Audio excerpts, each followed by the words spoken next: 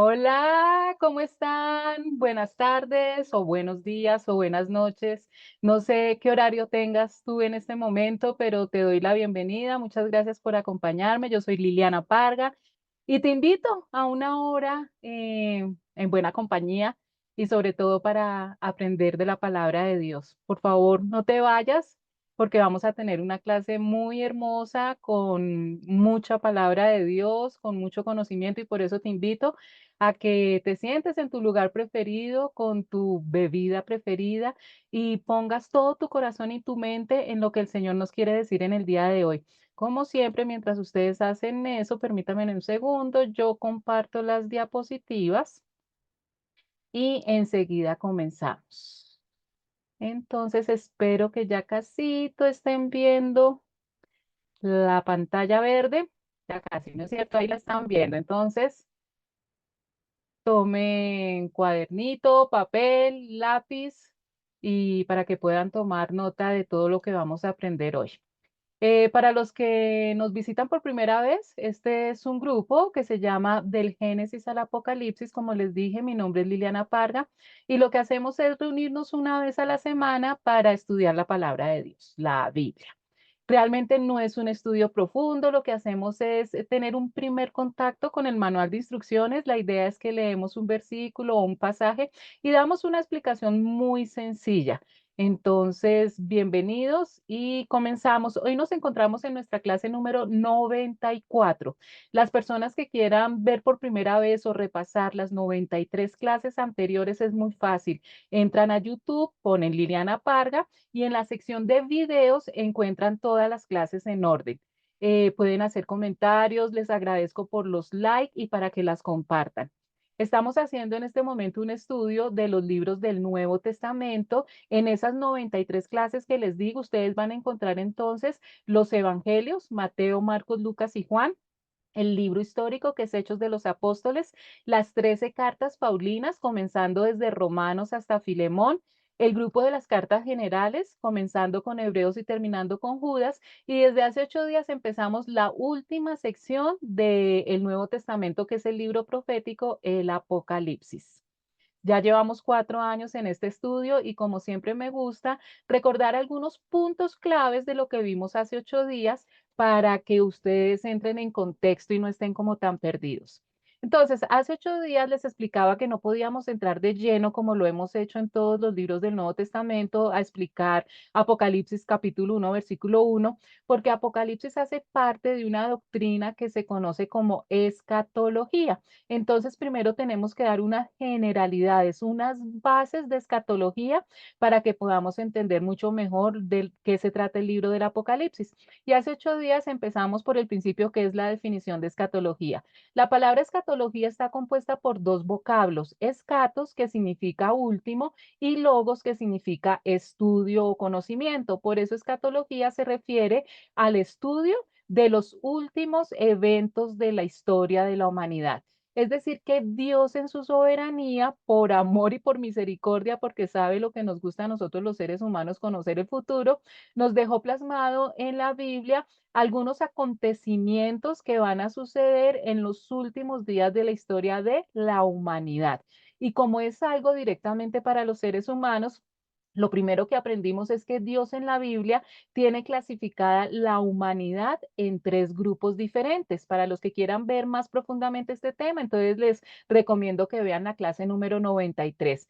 Y aprendimos que Dios tiene clasificada la humanidad en el grupo de los judíos, el grupo de la iglesia y el grupo de los gentiles. ¿Quiénes pertenecen al grupo de los judíos? Aquellas personas que descienden genéticamente o de sangre de Abraham, Isaac y Jacob, que pertenecen a la nación de Israel, pero que son descendientes de esa línea, empezando lógicamente por Abraham, por su hijo Isaac, por su nieto Jacob y las 12 tribus de Israel. Entonces ellos pertenecen a este grupo. ¿Quiénes pertenecen al grupo de la iglesia? Todas las personas que han creído en Jesucristo y lo han recibido como Señor y Salvador, es decir, que han tenido un nuevo nacimiento. ¿Y quiénes pertenecen a los gentiles? El resto de la población, es decir, que ni son descendientes de Abraham, ni y han recibido a Jesucristo como Señor y Salvador. Les contaba hace 8 días que todos pertenecemos, todos los seres humanos pertenecemos a alguno de estos grupos, no pertenecemos a dos grupos al mismo tiempo, porque cuando un judío recibe a Jesucristo como Señor y Salvador, deja de hacer parte del grupo de los judíos y pasa a ser parte del grupo de la iglesia. Y cuando un gentil recibe a Jesucristo como Señor y Salvador, deja de ser parte del grupo de los gentiles y empieza a ser parte del grupo de la iglesia. ¿Por qué es importante saber esta clasificación? Porque las promesas, los mandamientos y los juicios que hay en la Biblia, no todos están dirigidos para toda la humanidad en general, sino que hay bendiciones, promesas y juicios que están dirigidos únicamente para alguno de estos grupos específicos. Y por eso es muy importante saber, para entender bien la palabra de Dios, estas diferencias y saber a quién va dirigido los juicios, mandamientos y bendiciones.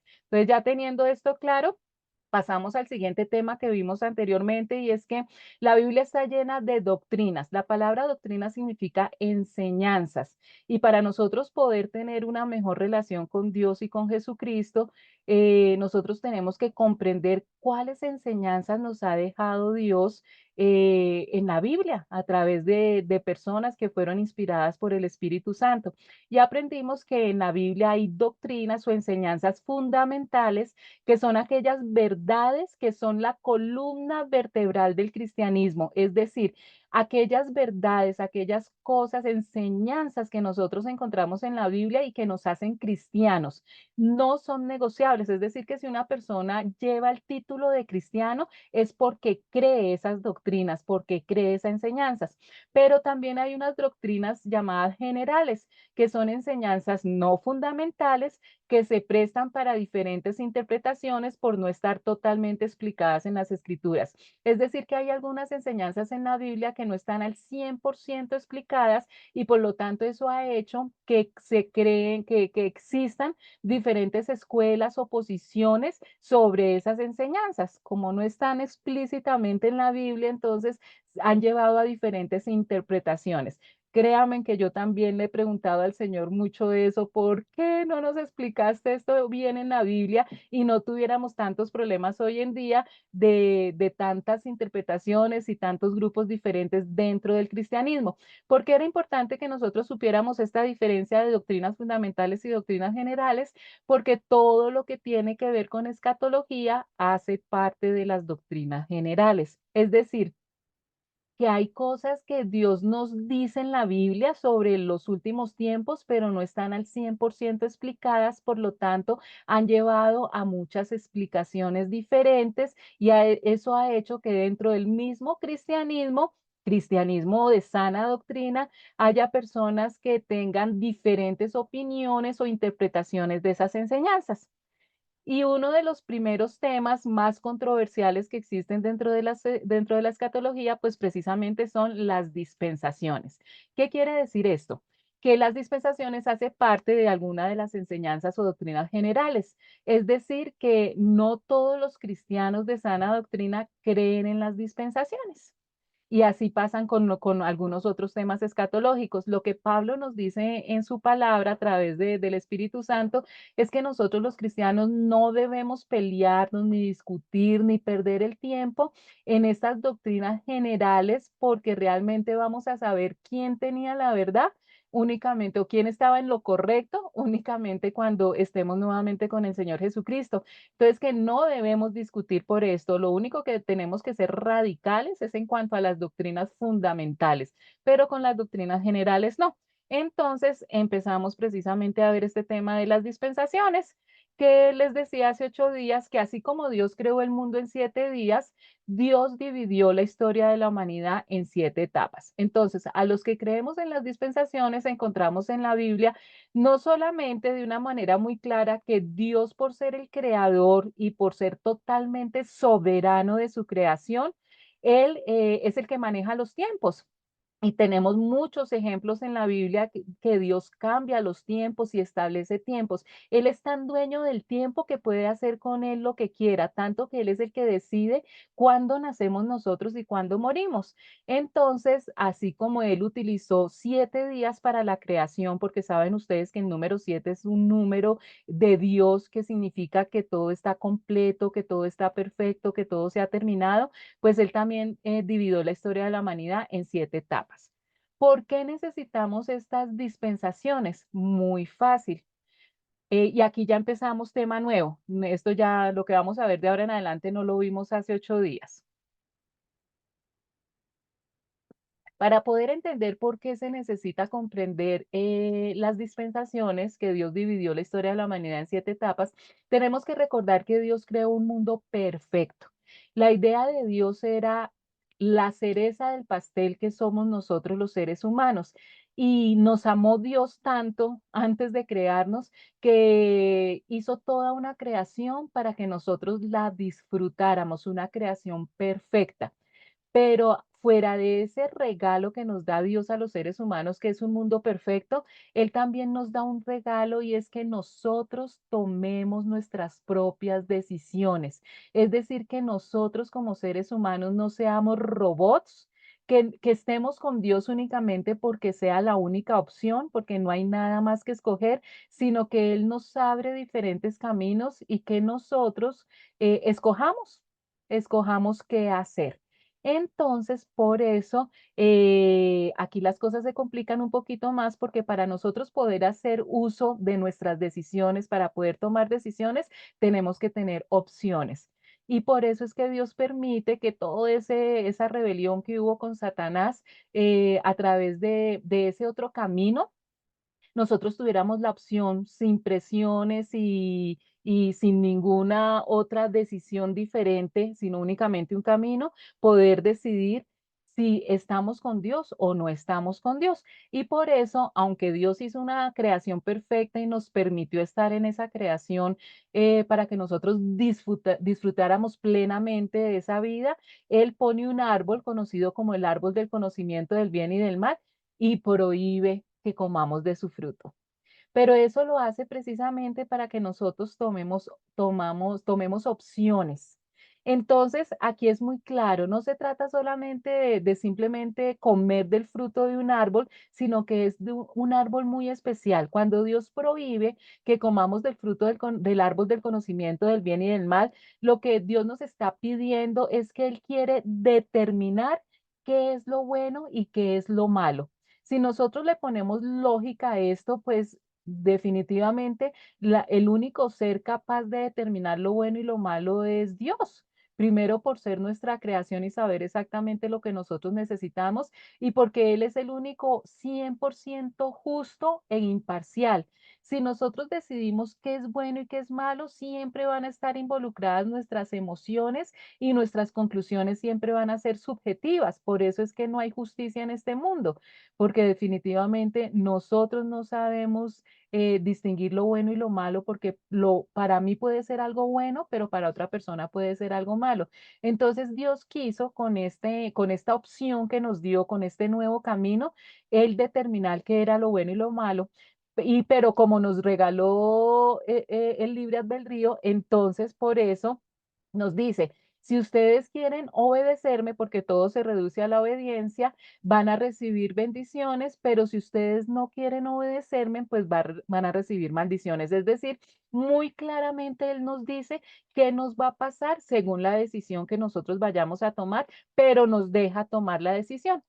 Y nosotros sabemos que nuestro representante legal, Adán, el representante legal de la humanidad, toma la decisión de desobedecer, es decir, de no permitir que Dios determinara qué era lo bueno y lo malo en nuestra vida, sino que esa opción también fuera nuestra.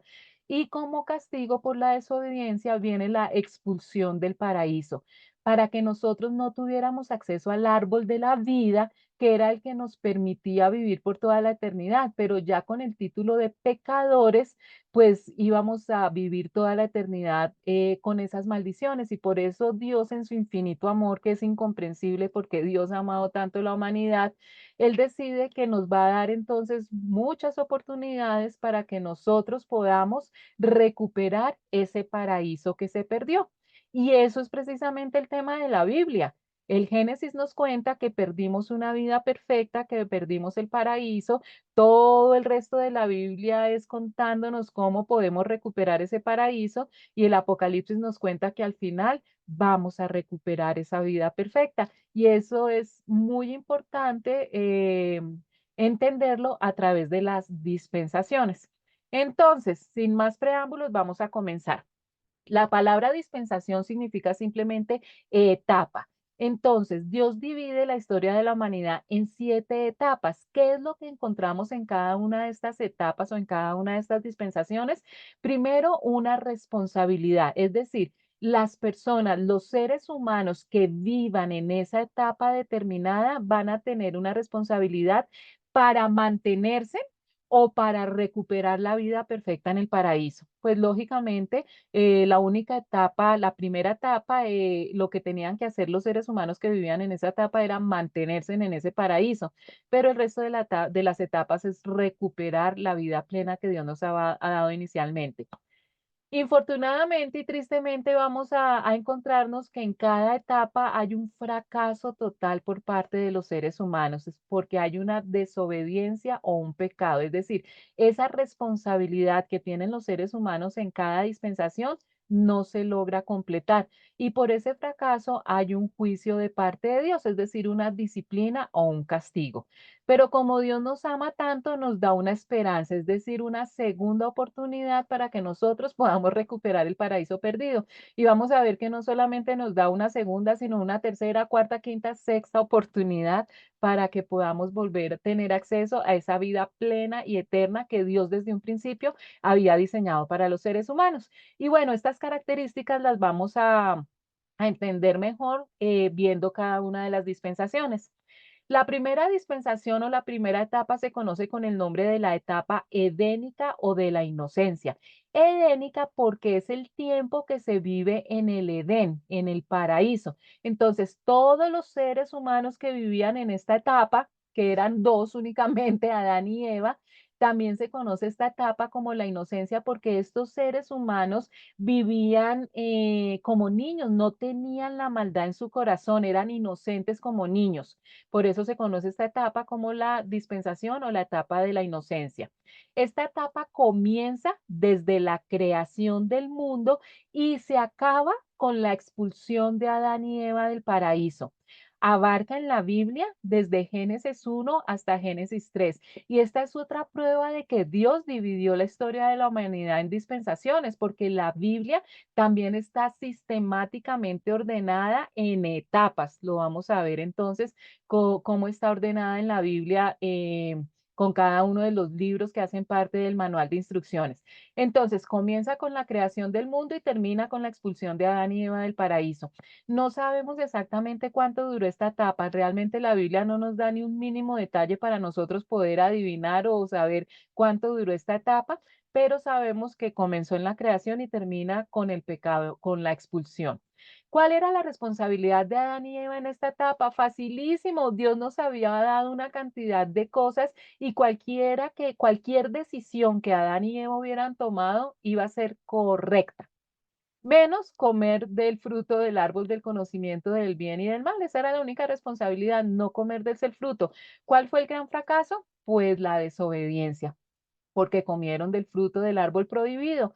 Entonces, ¿cuál es el juicio? La expulsión del paraíso, ya se los decía a ustedes, no porque Dios fuera un tirano, sino también esto es por amor, para que no tuviéramos acceso al árbol de la vida y poder volver a poder recuperar ese paraíso perdido. Pero viene una gran esperanza en cada una de las etapas al fracasar el ser humano, Dios nos da una segunda oportunidad. Y la esperanza en esta primera etapa se conoce como el protoevangelio y la encontramos en Génesis capítulo 3, versículo 15. Protoevangelio, proto significa primero, la primera vez, se llama protoevangelio porque es la primera vez cuando en la Biblia se habla de un Mesías. Los voy a poner en contexto. Adán y Eva pecan. Y recuerdan ustedes que Dios llama a Adán porque él es el responsable, él es la cabeza, él era el que estaba administrando todo el paraíso. Y cuando Dios pues le recrimina o le pregunta qué fue lo que pasó, por qué desobedecieron, Adán en vez de tener los pantalones bien, bueno, pantalones no, la hojita de, no, la hojita de parra tampoco, ahí estaban desnudos. Bueno, en vez de tener ese carácter de decir, Dios, lo siento, no le di las directrices claras a Eva, no estuve pendiente de Eva, no hice lo que tenía que hacer y pecamos, desobedecimos. Pero ¿qué hace Adán? Adán no hace eso, no se responsabiliza, sino que le echa la culpa a Eva. Entonces, pues Dios, saben ustedes, lanza la maldición que va a los hombres a través de Adán. Entonces llama a Eva y cuando está con Eva le dice, mijita, ¿qué pasó? ¿Por qué desobedecieron? Y Eva en vez de decir, perdón, Señor, es que yo soy sola de emociones y me encantó ese fruto y pensé y me imaginé que era algo muy bueno, en vez de decir eso, ¿qué dice? Le echó la culpa a Satanás. Y Eva también recibe la maldición que llega a todas las mujeres. Y entonces Dios llama a Satanás y este versículo es lo que Dios le dice a Satanás.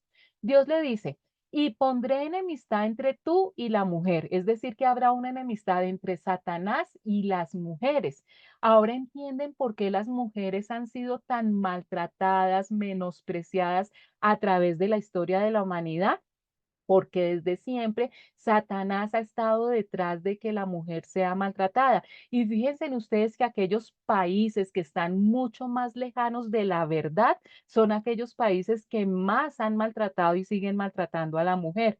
Entonces, primero viene eso, ¿no? Ese odio que le cogió Satanás especialmente a toda la humanidad, pero especialmente a la mujer. ¿Por qué? Por lo siguiente, le dice Dios a Satanás, y pondré enemistad entre tu simiente y la simiente de ella. Simiente viene de semen. Aquí está diciendo Dios que va a haber una enemistad entre los hijos de Satanás, que ya hemos aclarado que todos los hijos de que Satanás es el padre de la mentira y todo el que miente, el que peca, el que ha rechazado a Jesucristo es hijo de Satanás. Pero dice que va a haber una enemistad entre las mujeres, entre la simiente de Satanás y la simiente de las mujeres. Pero después del punto y coma hay una aclaración. Dice, él te herirá en la cabeza. Entonces no está hablando de todos los hijos de las mujeres, sino está hablando de un hijo especial, porque va a ser ese él el que va a herir en la cabeza. Cuando aquí en el idioma original dice herir, está diciendo más bien le aplastará la cabeza. Eso quiere decir que ese hijo de la mujer es el que va a acabar con Satanás. Y nosotros sabemos que se refiere aquí al Señor Jesucristo. Pero dice, y tú lo herirás en el calcañar. Es decir, que para Jesucristo poder cumplir con esa profecía de que acabará con Satanás, pues ya sabemos nosotros que primero tenía que padecer grandes sufrimientos en la cruz y la muerte. Entonces, esta es la primera vez que se habla de un Mesías. Pasamos entonces, bueno, hay que aclararles, les aclaro que es Jesucristo el que aplasta la cabeza de Satanás. ¿Por qué la aclaración? Porque infortunadamente, por ejemplo, en el catolicismo malinterpretan este versículo cuando hablan de la mujer y hablan en su arte. Inclusive vemos cuadros en donde es María la que le está aplastando la cabeza a Satanás.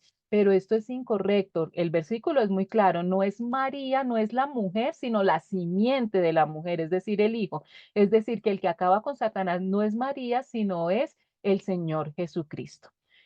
Bueno, entonces acabada la aplicación de la primera dispensación, pasamos para la segunda dispensación, conocida como la etapa antediluviana o de la conciencia. Antediluviana porque se refiere a los seres humanos que vivieron antes del diluvio.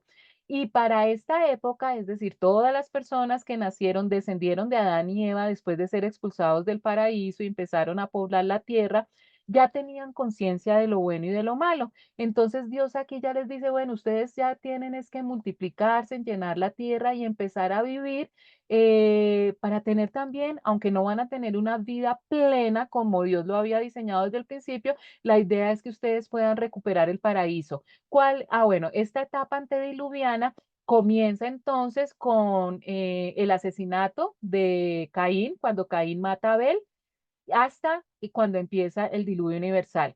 Y en la Biblia abarca desde Génesis capítulo 4 hasta Génesis capítulo 6. Entonces, desde que Caín mató a Abel hasta el diluvio universal. ¿Cuál era la responsabilidad de todas las personas que vivieron en esta etapa? Simplemente escoger el bien sobre el mal, porque ya tenían la conciencia, ya habían comido del fruto del árbol del conocimiento del bien y del mal. Entonces ahora Dios les dice, bueno, ahora ustedes pórtense bien, hagan lo bueno y vivan una vida plena aquí en la tierra. Pero ¿cuál es el fracaso? La inclinación siempre a la maldad. Y esa es una de las generaciones, de las civilizaciones más malvadas que han existido en toda la historia de la humanidad. No se compara sino únicamente con la última generación. Entonces, la gente que vivió en esta época era tan mala, tan mala, tan mala, que ya definitivamente no había nada más que hacer y el juicio por eso fue el diluvio universal, porque se tenía que erradicar totalmente de la faz de la tierra a esta humanidad tan perversa. Ni por equivocación empezaron a escoger el bien, sino siempre inclinados por el mal. Lógicamente sabemos que detrás de todo esto pues estaba el gran enemigo de la humanidad que es Satanás. Pero hay una esperanza, Dios no extermina totalmente a la humanidad, sino que salva a Noé y a su familia.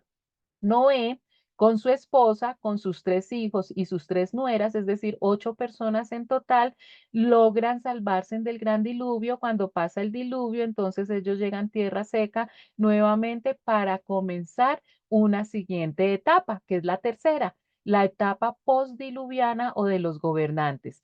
Esta dispensación del gobierno humano, es decir, que bajan estas 8 personas del arca, y Dios les dice nuevamente, ustedes por favor entonces tienen que empezar a multiplicarse y llenar la tierra, escojan gobernantes, entonces ya Dios les manda que escojan gobernantes, líderes que sean sabios, que tengan aptitudes, talentos para gobernar, que lo hagan para el servicio de las demás personas y que así empiecen a vivir su vida.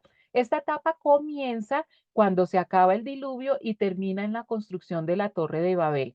En la Biblia abarca desde Génesis capítulo 7 hasta Génesis capítulo 11. Entonces, la etapa de los gobernantes va desde que el diluvio acaba hasta la Torre de Babel. ¿Cuál era la responsabilidad de las personas que vivieron en esta dispensación? Primero, multiplicarse y dispersarse por toda la tierra. Dios nos hizo un planeta hermosísimo con una cantidad de cosas para que todos los seres humanos viviéramos plenamente, pero que no estuviéramos aglomerados, todos apeñuscados en un solo sitio, sino que Él nos dio una tierra hermosa, fértil por donde se viera, para que viviéramos vidas hermosísimas. ¿Cuál fue el fracaso? Que nace el primer rebelde llamado Nimrod. Para las personas que no se acuerdan mucho de este tema, les recuerdo entonces que lean Éxodo o que vean mis clases anteriores. Cuando Noé y su familia bajan del arca, que son muy poquitas personas y empiezan a ver muchos animales salvajes. Por eso aquellos hombres que se volvieron hábiles cazadores empezaron a tener mucha popularidad. Primero porque defendían a sus clanes, a sus familias de estos animales salvajes y también porque les suministraban carne. Recuerden ustedes que antes del diluvio los seres humanos eran vegetarianos, no comían carne humana, pero después del diluvio, por todos esos cambios que hubo en el planeta Tierra, ya hubo la necesidad de que el hombre comiera carne, proteína, entonces llevar la comida pues se hizo más dispendioso. Y hubo un hombre que se caracterizó por ser un excelente cazador y eso hizo que la gente que estuviera a su lado lo empezara a endiosar. Ustedes saben que los seres humanos, infortunadamente, somos así. Vemos a alguien con un poquito de talento y la gente empieza a lo vuelve un líder y lo empiezan a adorar. Entonces con Nimrod pasó eso, fuera de eso se casa con una sacerdotisa pagana llamada Semíramis y se autonombra Dios. Para eso, como le gustó tanto el poder y que lo empezaran a adorar, en vez de cumplir el mandato de Dios de que se extendieran por todo el planeta Tierra, él construye la famosa Torre de Babel para que toda la gente pues estuviera siempre cerca de la ciudad. Entonces, el gran juicio es precisamente en esa construcción de la Torre de Babel que hay confusión de lenguas. Entonces ya no se pueden, antes se hablaba un solo idioma, entonces ya en este momento no se puede, la gente que se entiende en un solo idioma empieza a unirse y ya a dispersarse para sí o sí cumplir con el mandato de Dios.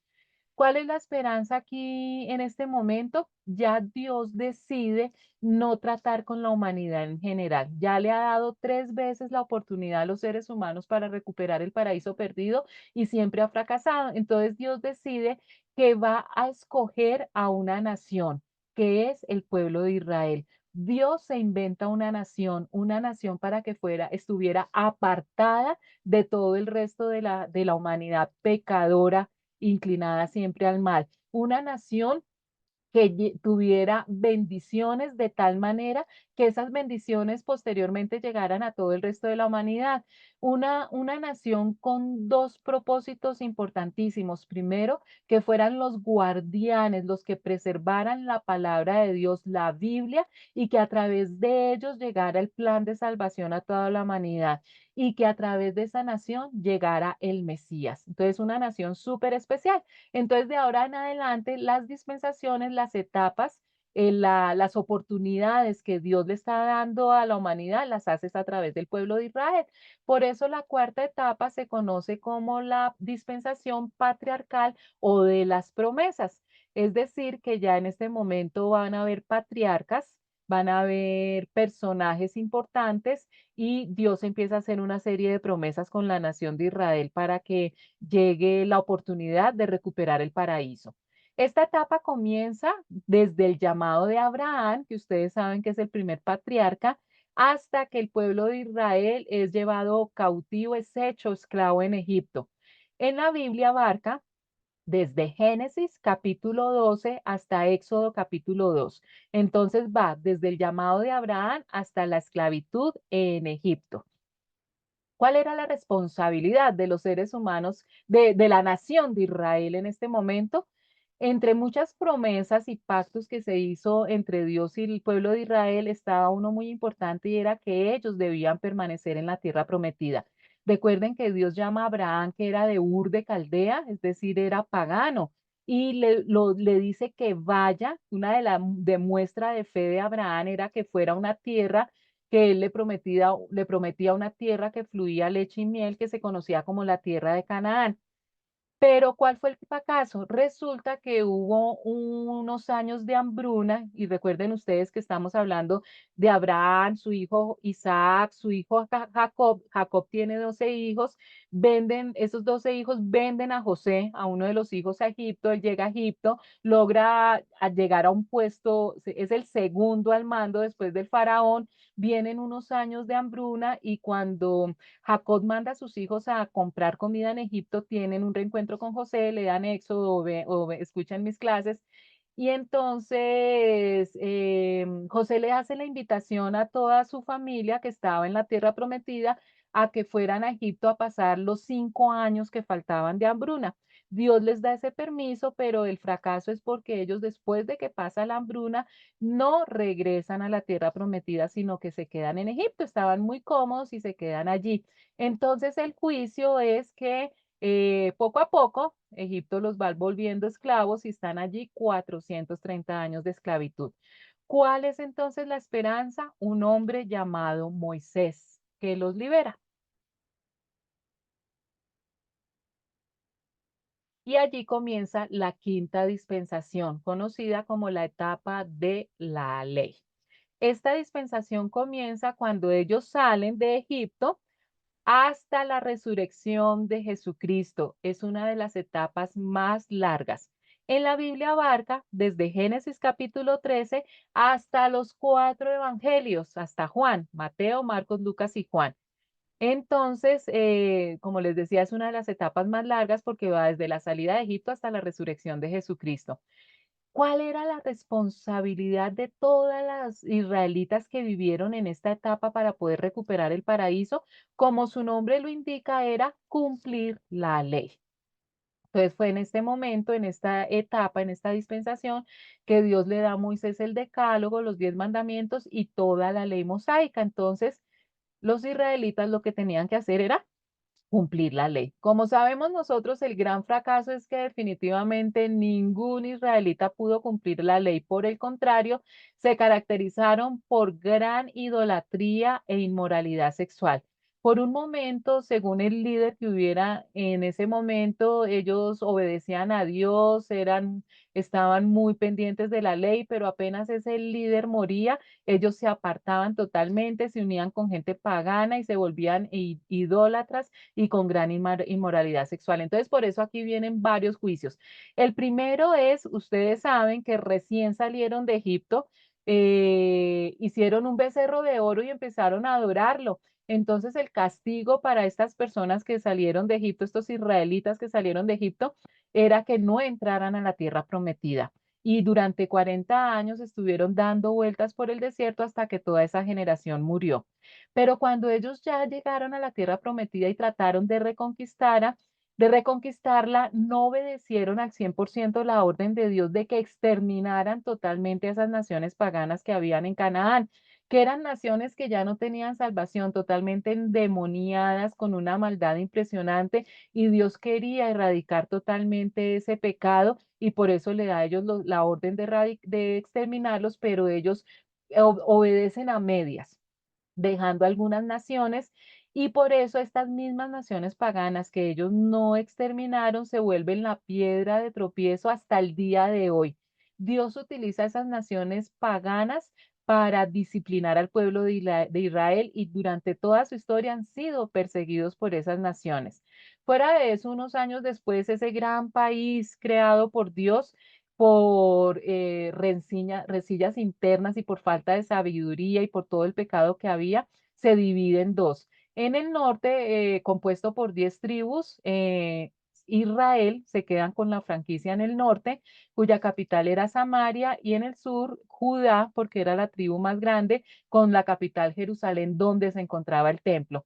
Los del norte muy rápidamente se apartaron totalmente de Dios y a pesar de que Dios les mandaba profetas y les mandaba jueces para advertirles que se arrepintieran, no lo hicieron y a través de Asiria casi es exterminada la parte norte. 100 años después con Judá pasa lo mismo y Dios utiliza a Babilonia a través de Nabucodonosor para que también les llegue el juicio. Entonces aquí la esperanza ya queda únicamente en Jesucristo. Ningún ser humano pudo recuperar el paraíso perdido y ya ese Mesías que estaba profetizado desde Génesis con el protoevangelio, entonces ya aquí definitivamente esa va a ser la fórmula para que nosotros podamos tener redención, poder recuperar esa vida plena y es a través de Jesucristo.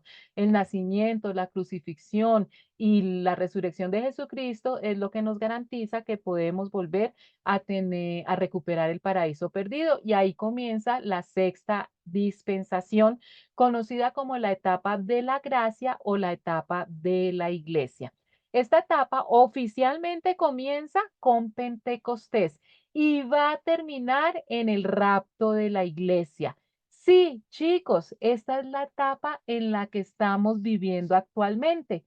Y les anticipo, esta etapa ya casi está terminando. Es decir, que esta etapa va a terminar, esta dispensación termina con el rapto de la iglesia.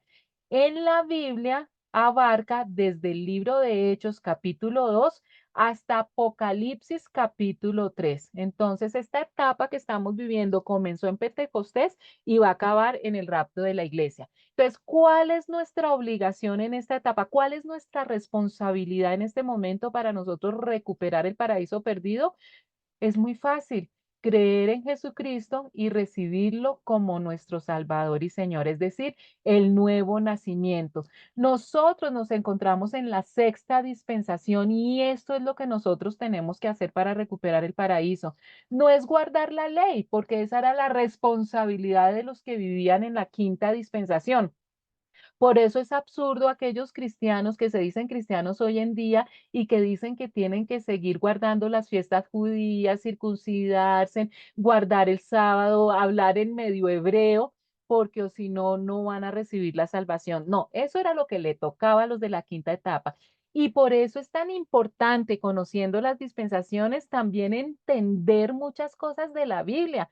Por eso es un poquito ilógico las personas, yo les respeto, no quiero menospreciar a las personas que no creen en las dispensaciones, pero para mí que les falta un poquito más de estudio verdaderamente de la Biblia, porque con las dispensaciones comprendemos por qué Jesús actuó de ciertas maneras que nosotros a veces no comprendemos. Por ejemplo, ¿por qué Jesús cumplió con toda la ley de Israel? Porque él nació en la quinta dispensación y la responsabilidad de él era cumplir con la ley. Entonces, por eso era lógico que él guardara el sábado y que cumpliera con toda la ley mosaica, porque él sí pertenecía a la quinta dispensación. Nosotros ya no.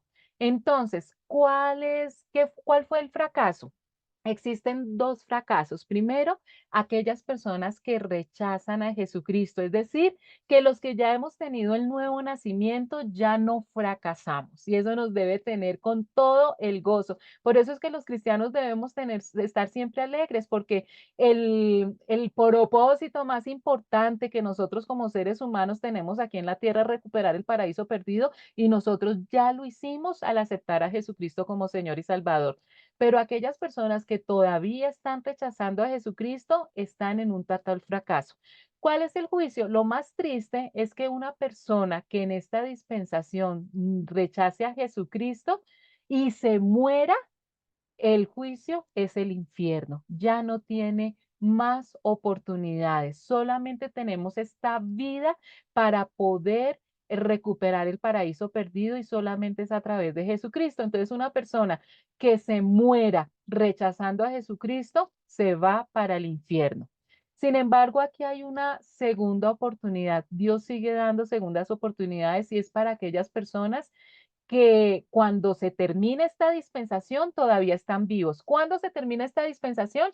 En el rapto de la iglesia. Si ocurre el rapto de la iglesia y las personas que siguen con vida entran a la gran tribulación, todavía tienen una esperanza. Aquellas personas que no se vayan en el rapto por haber rechazado a Jesucristo y entren a la gran tribulación, tienen todavía una esperanza, pero es una esperanza que les va a costar la vida, porque tienen que morir por Jesucristo, porque en la gran tribulación, cualquier persona que declare que acepta a Jesucristo como Señor y Salvador va a ser ejecutada. Y la Biblia nos dice hasta cómo va a ser ejecutada por decapitación. Para los que no saben, esta es una foto verdadera, es una foto real que creo que ya no se consigue en YouTube. Yo como hace tantos años doy este curso, pues la tengo todavía. No me acuerdo ahorita en qué país islámico fue esto. Los que están de uniforme de overol anaranjado son cristianos que fueron decapitados por los verdugos. Cada uno tiene un verdugo detrás vestido de negro y se encontraba el video en YouTube, sino que eso lo sacaron lógicamente, se veía, se alcanzaba a ver en el cómo cada uno de estos verdugos decapitaba a estos cristianos. Y esto es lo que estas personas se van a encontrar en la gran tribulación, pero al final va a ser una esperanza, porque morir por Jesucristo significa recuperar el paraíso perdido. Pero hablábamos que son 7 etapas o 7 dispensaciones y hasta ahora estamos hablando de la sexta, es decir, que nos queda una dispensación por vivir. La séptima etapa conocida con el nombre de mesiánica, la etapa del reino o la etapa del milenio. El famosísimo milenio que sabemos exactamente, es la única, bueno, las que ya pasaron, pues sabemos cuánto tiempo duraron. Nuestro gran interrogante es que no sabemos exactamente cuánto dura esta etapa que estamos viviendo, la etapa o la dispensación de la iglesia. Por señales sabemos que está terminando, pero lo que sí tenemos la seguridad es que la última dispensación va a durar 1000 años. Entonces, esta etapa va a comienza con la segunda venida de Jesucristo y terminará con la Nueva Jerusalén. Y en la Biblia abarca con Apocalipsis capítulo 19 hasta Apocalipsis capítulo 22. Si se dan cuenta, chicos, cómo de manera perfecta cuadran como fichas de rompecabezas las dispensaciones con la historia que nos cuenta la Biblia, como está dividida la Biblia. Entonces, no hay absolutamente ninguna duda de que Dios ha dividido la historia de la humanidad en etapas. Entonces, más adelante vamos a hablar de esta etapa más profundamente porque vamos a escudriñar bien y vamos a estudiar según lo que nos ha dicho la Biblia, qué es lo que nos vamos a encontrar en el milenio. Pero un adelanto es que definitivamente los que estemos en el milenio, la responsabilidad que vamos a tener es obedecer al Rey de Reyes y Señor de Señores, porque es el Señor Jesucristo el que va a reinar en esa última etapa. Nosotros, los cristianos que fuimos raptados previamente, vamos a entrar a esta etapa con unas ventajas impresionantes sobre las personas que no fueron raptadas. Hay algunas personas que van a estar en el milenio y sin embargo van a fracasar. Parece mentira, porque al igual que cuando Jesucristo estuvo aquí en la tierra en su primera venida y hubo mucha gente que no creyó en él, también va a ocurrir lo mismo en su segunda venida. Qué tristeza, ¿no? Van a ser personas que nuevamente van a ser engañadas por Satanás y al final va a haber una gran rebelión, la batalla final, pero ya va a haber el último juicio y todas estas personas que estén en esta última batalla van a ir a parar al lago de fuego y azufre. Todo eso es lo que vamos a explicar más adelante cuando entremos a Apocalipsis y al resto de escatología. Y la esperanza para los que no vayan al lago de fuego y azufre es que vamos a entrar a lo que se conoce como la Nueva Jerusalén, es decir, la vida eterna, ya una vida plena por toda la eternidad. Y estos son los detallitos que vamos a seguir viendo el resto del estudio del Apocalipsis. Entonces, chicos, ya hemos visto que así como Dios creó el mundo en 7 días, Dios dividió la historia de la humanidad en estas 7 etapas. Y yo les aseguro que ya teniendo claro estas 7 dispensaciones, vamos a poder entender muchísimo mejor algunas cosas que vamos a ver más adelante, que tiene que ver totalmente con profecía. Y como tenemos todavía un poquito de tiempo, les vamos a adelantar tema precisamente viendo eso. Al final nos damos cuenta que Dios cumple completamente con las promesas que nos ha dado de una manera perfecta. Perdimos el paraíso por un hombre, pero como Dios es totalmente justo, recuperamos el paraíso al final solamente por un hombre, a pesar de que Dios nos dio muchas oportunidades para que nosotros los seres humanos como que nos lleváramos esa victoria, ¿no? Ay, gracias a nosotros recuperamos el paraíso perdido, comprobamos que no lo pudimos hacer. Y así se cumple lo que Dios nos dijo, porque Él es justo. Perdimos el paraíso por un hombre, lo recuperamos por un hombre que es Jesucristo. Nosotros no tenemos nada que ver en esa recuperación. Entonces, gracias al Señor Jesucristo porque vamos a poder disfrutar de una vida plena y eterna. Y eso está en las profecías bíblicas. Y empecemos por el comienzo. ¿Qué significa profecía?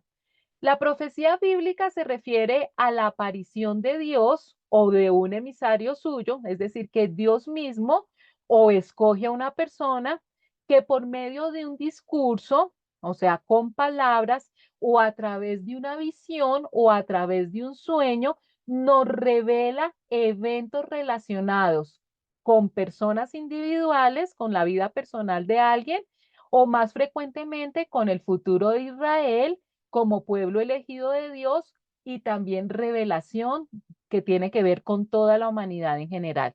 Es decir, que la profecía es un mensaje de parte de Dios a través de una persona escogida por Él. Y esa persona escogida por Dios que nos trae una profecía, es decir, un mensaje, es lo que se conoce como un profeta, aquel a quien Dios reviste de su autoridad para que comunique su voluntad a los hombres y los instruya. Y por eso en el Antiguo Testamento encontramos tantos profetas, ¿no? Todos los profetas mayores, Isaías, Jeremías y los 12 profetas menores. Entonces es importante por eso para estudiar qué se viene en el futuro, qué fue lo que pasó en el pasado, qué es lo que Dios nos ha dicho a través de esos profetas. Las profecías en el Antiguo Testamento estaban clasificadas en tres grupos, es decir, que hay mensajes de parte de Dios directamente sobre Israel, es decir, que hay mensajes que solamente atañen al pueblo de Israel. Israel es la única nación del mundo, el único país del mundo que conoce perfectamente su nacimiento y que conoce perfectamente su final, porque todo lo que pasa con Israel está plasmado en la Biblia. También en el Antiguo Testamento hay profecías acerca del Mesías, del Salvador, todo lo que tiene que ver con la primera venida de Jesucristo y todo lo que tiene que ver con la segunda venida de Jesucristo. Y les cuento que hay más profecías de la segunda venida de Jesucristo que de la primera, para que veamos la importancia que tiene para nosotros los cristianos conocer perfectamente la segunda venida de Jesucristo. Y lástimamente, Satanás ahí tiene un punto porque infortunadamente, en la mayoría de las iglesias cristianas hoy en día no se está tocando este tema. Pero lo que nosotros necesitamos de lo que estamos viendo en este momento, que en el Antiguo Testamento también gran parte de las profecías trata sobre los últimos tiempos. Y por eso nosotros, para entender el Apocalipsis, primero tenemos que entender algunas profecías de los últimos tiempos. Se nos dice en la Biblia que Juan el Bautista es el último de los profetas del antiguo pacto. Y específicamente dice el último de los profetas del Antiguo Testamento. Recuerden que testamento y pacto se refiere a lo mismo. Y esto es una prueba más que hoy en día no se utiliza el título de profeta, porque muy claramente la Biblia nos dice que el último de los profetas fue Juan el Bautista. ¿Por qué se le dice que del Antiguo Testamento si Juan el Bautista aparece en el Nuevo Testamento? Muy fácil. Esto también lo entendemos cuando entendemos las dispensaciones. Recuerden que el antiguo pacto incluye incluye hasta la quinta dispensación. Y todo lo que tiene que ver con este tema incluye los cuatro evangelios.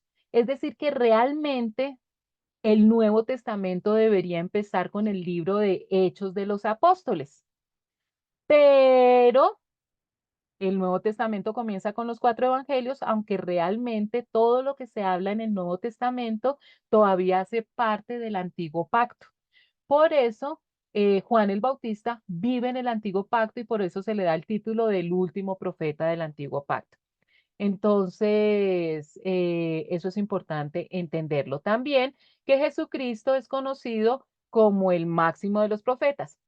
El Nuevo Testamento nos dice muy claramente qué significa la profecía hoy. Es decir, hoy no encontramos el título de profeta, pero sí sigue funcionando la profecía. No confundan los profetas con la profecía. Recuerden que la iglesia cristiana se funda con una piedra angular que es Jesucristo, una gran columna de base que son los profetas del Antiguo Testamento y otra columna de base que son los apóstoles del Nuevo Testamento. Jesucristo y estas dos columnas son las que forman el edificio llamado cristianismo. Y en 1 Corintios 14:3 nos dice, ¿qué es la profecía hoy en día? Nos dice, en cambio, el que profetiza habla a los demás para edificarlos, animarlos y consolarlos. Ya toda la profecía está dada en la Biblia. ¿Por qué se necesitaban tantos profetas en el Antiguo Testamento? Porque la Biblia no estaba completa. Nosotros ya tenemos el Antiguo y el Nuevo Testamento. Fuera de eso, en el Antiguo Testamento las personas no tenían al Espíritu Santo viviendo en ellos. Por eso hoy en día, con la Biblia ya completa y siendo nosotros templos del Espíritu Santo, no necesitamos a los profetas como el Antiguo Testamento. Cuando nosotros profetizamos hoy, cuando nosotros hablamos hoy, lo hacemos para edificar, para animar y para consolar a otros. Y cerramos con el broche de oro que Jesucristo es el mayor de los profetas, nos lo dice Juan 6:14. Al ver la señal que Jesús había realizado, la gente comenzó a decir, en verdad, este es el profeta, el que ha de venir al mundo. O sea, todo lo que los profetas estuvieron anunciando en el Antiguo Testamento y que selló con el broche de oro Juan el Bautista, es el Mesías. Ya para terminar, encontramos más de 300 profecías mesiánicas cumplidas por Jesús de Nazaret en el Nuevo Testamento. Por ejemplo, en Miqueas 5:2 se nos anuncia el lugar de nacimiento. Estaba profetizado que el Mesías iba a nacer en Belén y su cumplimiento fue en Mateo 2:1. Por ejemplo, en Jeremías 31:15 estaba anunciado que iba a haber una gran matanza de niños, una matanza de inocentes cuando el Mesías naciera, y ese cumplimiento lo vemos en Mateo 2:16. Su entrada triunfal a Jerusalén, que iba a ser vendido por 30 piezas de plata, que iba a ser crucificado, que su costado sería traspasado. 300 profecías dadas en el Antiguo Testamento se cumplieron en la persona de Jesucristo en el Nuevo Testamento. ¿Por qué les recuerdo a ustedes esto? Porque resulta que el 90% de las profecías de la Biblia ya se han cumplido al 100%. Cada profecía que se dio en el Antiguo Testamento y que ya se cumplió tal cual como fue profetizada. Por eso es que nosotros tenemos la plena seguridad, no tenemos ninguna duda que el 10% de las profecías que faltan también se van a cumplir al 100%. Esto es para que ustedes lo tengan en cuenta, porque vamos a aprender cosas que para nuestra mente finita, la verdad, van a ser difíciles de entender y de aceptar. Vamos a aprender cosas que vamos a decir, esto es imposible, estas son cosas de locos, pero tengan la seguridad que así como se profetizó en el Antiguo Testamento cosas impresionantes, en el Nuevo Testamento también vamos a ver profecías que todavía no se han cumplido, pero que se van a cumplir al 100%. Así nos parezcan una locura. Y eso nos lo advierte la misma Biblia, ¿no es cierto? Las personas que no tienen al Espíritu Santo, a Jesucristo en su vida, muchas cosas que dice la Biblia para ellas son locuras, así sean muy intelectuales. Entonces, ya con todas estas advertencias, vamos a dejar aquí, chicos, y Dios mediante, entonces dentro de 8 días comenzamos ya a ver profecías para poder entender el Apocalipsis. Entonces, repasen, por favor, porque tienen que tener estas bases súper bien, bien claras para todo el tema profundo que se nos viene encima. Que tengan una hermosa semana. Nos vemos por este mismo canal y a esta misma hora y bendiciones.